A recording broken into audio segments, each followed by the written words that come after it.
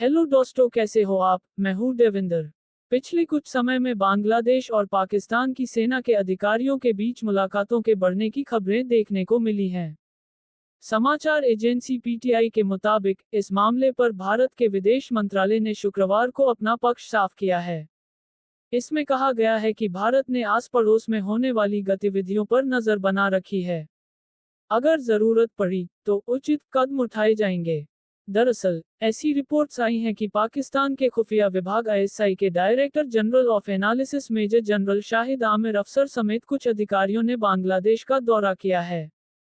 इससे पहले पाकिस्तानी सेना के अधिकारियों ने ढाका का दौरा किया था। वहीं बांग्लादेश की सेना के अधिकारियों ने भी पाकिस्तान का दौरा किया था। इस मामले पर भारतीय विदेश मंत्रालय की साप्ताहिक प्रेस ब्रीफिंग के दौरान सवाल पूछा गया था। इस पर भारतीय विदेश मंत्रालय के प्रवक्ता रणधीर जायसवाल ने भारत का पक्ष रखा। भारतीय विदेश मंत्रालय के प्रवक्ता रणधीर जायसवाल ने कहा, हम देश और इस इलाके में चल रही उन तमाम गतिविधियों पर नजर बनाए हुए हैं जिससे देश की सुरक्षा प्रभावित होती है। जरूरत पड़ने पर सरकार उचित कदम उठाएगी। उन्होंने कहा कि भारत का रुख बांग्लादेश के प्रति मित्रतापूर्ण संबंधों को बनाए रखना है। जायसवाल ने कहा, हम एक लोकतांत्रिक, प्रगतिशील और समावेशी बांग्लादेश का समर्थन करते हैं। हम हमारे संबंधों को और मजबूत करना चाहते हैं ताकि भारत और बांग्लादेश के लोग और समृद्ध हों।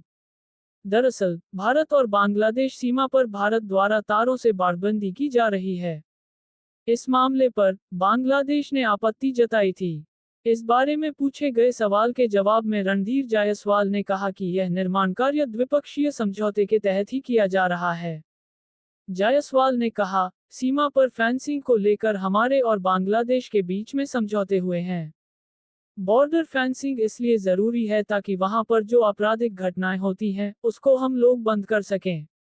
हमारे बीच बॉर्डर फेंसिंग के जो भी समझौते आज तक हुए हैं, हमारा ये मानना है कि बांग्लादेश हमारे साथ मिलकर उस समझौते को एक सकारात्मक और रचनात्मक रवैये के साथ लागू करेगा, ताकि सीमा पर जिस तरह की आपराधिक गतिविधियां चलती हैं, जैसे मानवों और मवेशियों की तस्करी जैसे अपराधों को रोका जा सके और एक अपराध मुक्त सरहद बनाने की जो हम लोगों की सोच है, उसको एक स्वरूप दिया जा सके।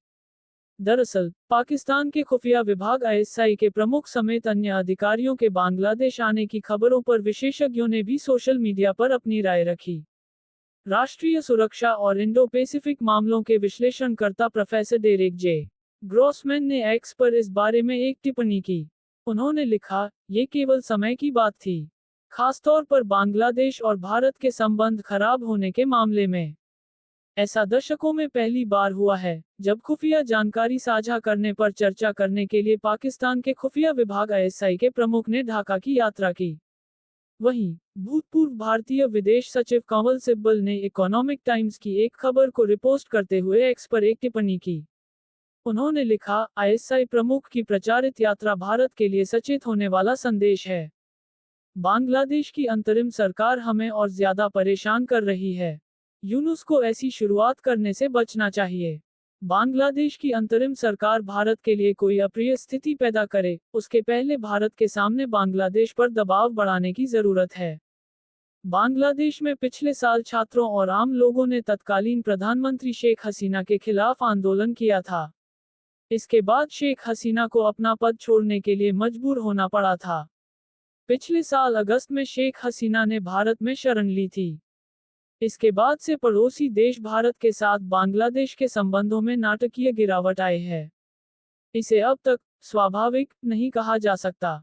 बीते कुछ महीनों के दौरान ये बात साफ तौर पर देखने को मिली है कि दोनों देशों की सरकारों ने आपस में मित्रवत व्यवहार नहीं किया है।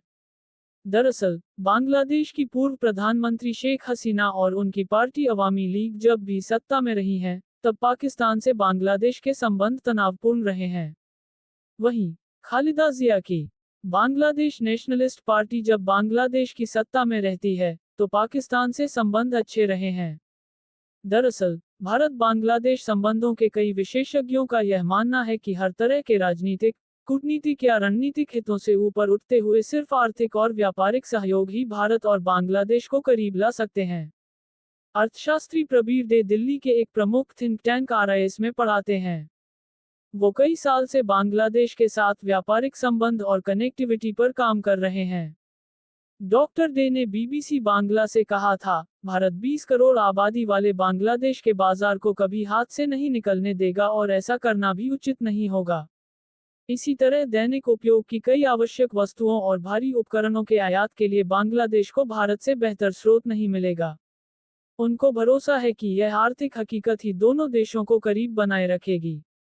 आप देख रहे हैं न्यूज देवेंद्र के साथ। चैनल को सब्सक्राइब कीजिए, लाइक कीजिए और शेयर कीजिए। धन्यवाद।